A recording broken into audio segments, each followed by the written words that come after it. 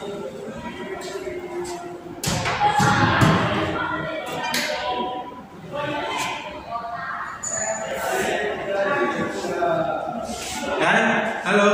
Assalamualaikum warahmatullahi wabarakatuh.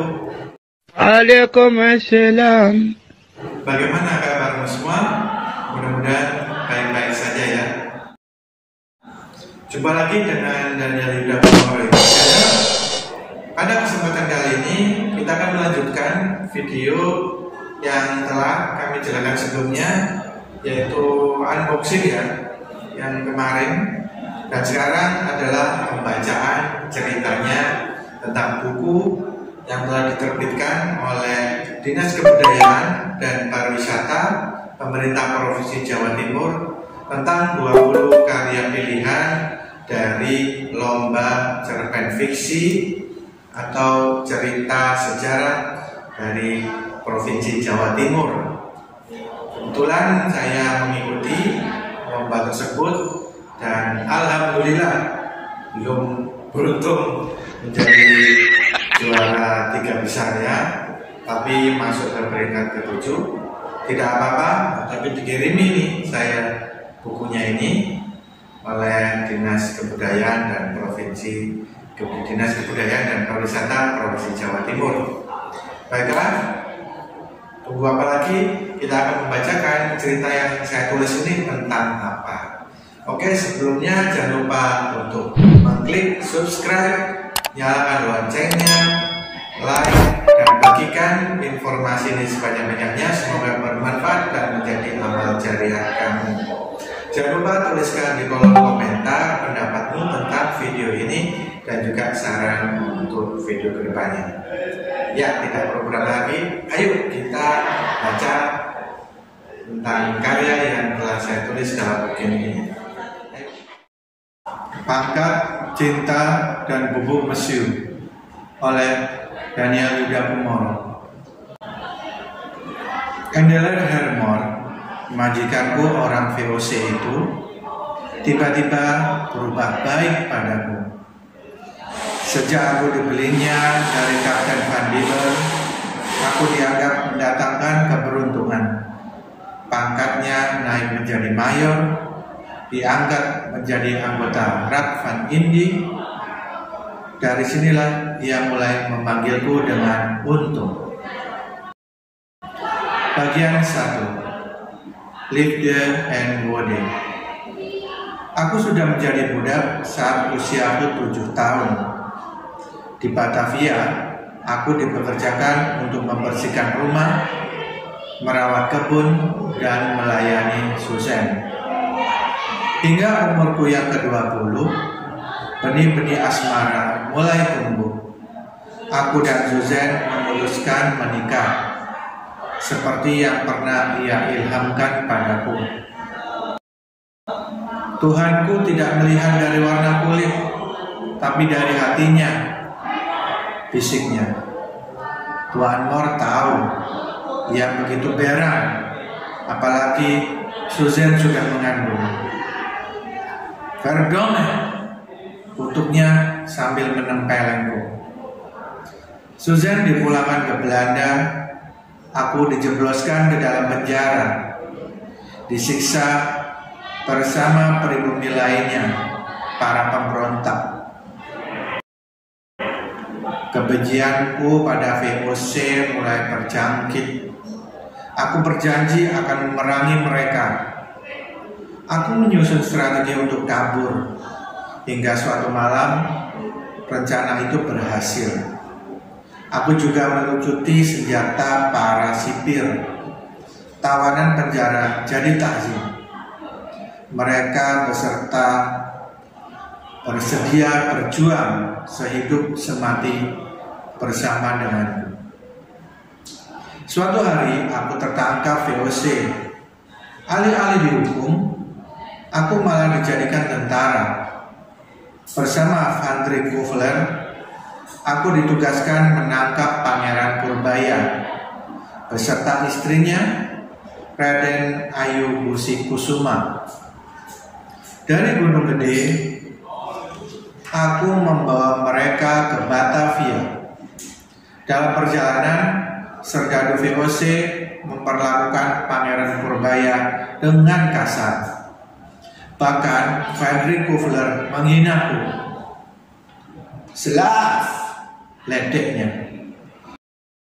Hingga di tepian sungai Cikalong, aku tikam ia dengan patrem.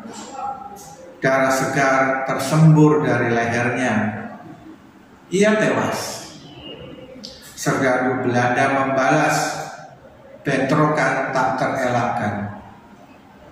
Meski aku menang, Pangeran Purbaya tetap menyerahkan diri ke markas VOC. Sedang Raden Ayu Kusikusuma justru ingin dikawal pulang olehku ke Kartasura. Perbedaan itu membuat mereka bercerai. Sampainya di desa Rajapola, aku dibekuk oleh tentara VOC. Pertempuran meletus. Aku menang, mereka mundur. Demi keamanan, aku memisahkan diri dari rombongan Raden Ayu Kusikusuma. Aku menuju Cirebon untuk menggalang bantuan, sementara Raden Ayu Kusikusuma melanjutkan pulang ke Kartasura. Sebelum pergi, ia berpesan padaku, "Pergilah, temui aku di Kartasura," pintanya. Sejak itu aku tahu bahwa aku dan Raden Ayu Kusikusuma memendam rasa yang sama selama ini. Bagian 2, Grotenaan. Saat mendekat di Kesultanan Cirebon, perjalananku dihentikan oleh Raden Suropati, anak angkat Sultan. Pangeran itu bersikap angkuh dan sewenang-wenang. Ia mencercaku. "Pergi kau buron," makinya. Aku bertikai. Situasi memanas. Tiba-tiba Sultan Cirebon datang menengahi. Aku diajak masuk ke istana. Aku berbicara cukup lama, hingga ia setuju membantu perjuanganku bersama Mataram. Sementara itu, Raden Suropati mati atas perbuatannya. Ia dihukum. Lantas gelarnya diberikan padaku. Kini namaku menjadi Untung Suropati. Aku menuju ke Kartasura. Dalam perjalanan, aku bertemu kembali dengan Serdadu VOC. Saat itu aku kalah. Untungnya, aku berhasil meloloskan diri. Tiba di Kartasura, aku dinikahkan oleh Patih Narangkusuma dengan putrinya Raden Ayu Kusikusuma.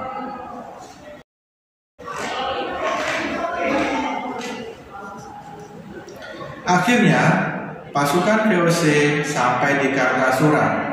Mereka dipimpin oleh Kapten François Stack.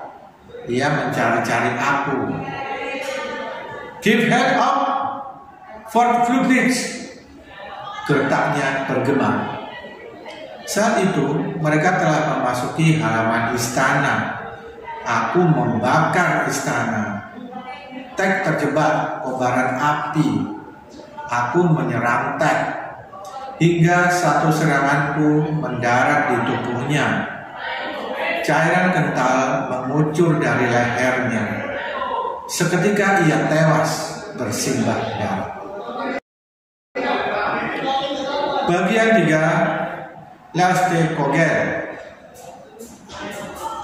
Amangkurat II memerintahkanku untuk merebut Pasuruan.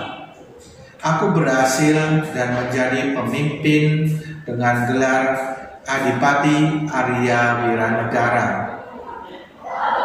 Didampingi istriku, Raden Ayu Kusikusuma, aku bangun Pasuruan menjadi kota yang kuat. Aku dianugerahi 3 orang putra, Raden Pengantin, Raden Suropati, dan Raden Suradilaga. Hari itu Bangil diserang. Aku terluka parah. Sebelum mengembuskan napas terakhir, aku minta pengikutku untuk merahasiakan kematianku, agar mereka menyangka aku tetap hidup dan tetap mengobarkan semangat melawan penjajah Belanda. Baiklah, itu tadi pembacaan cerita yang berjudul Pangkat Cinta dan Pupuk Mesiu untuk Suropati, karya saya Daniel Yuda Kumoro, yang menjadi peringkat ke-7 dalam lomba menulis cerpen fiksi sejarah Jawa Timur. Itu saja. Terima kasih sudah menyimak dan menonton acara ini. Semoga bermanfaat.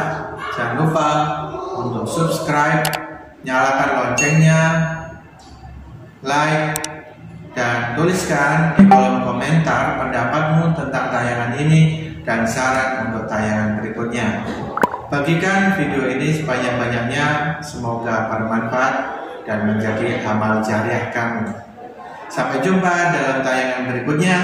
Wassalamualaikum warahmatullahi wabarakatuh.